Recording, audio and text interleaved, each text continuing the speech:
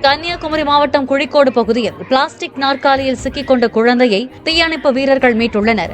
அம்மாண்டிவளை பகுதியைச் சேர்ந்த பிரவீனின் 1.5 வயது மகன் கேசவ் வீட்டில் உள்ள சிறிய பிளாஸ்டிக் நாற்காலியில் ஏறி விளையாடிக் கொண்டிருந்த போது குழந்தையின் கால் நாற்காலியின் குழல் போன்ற கால் பகுதியில் சிக்கியுள்ளது.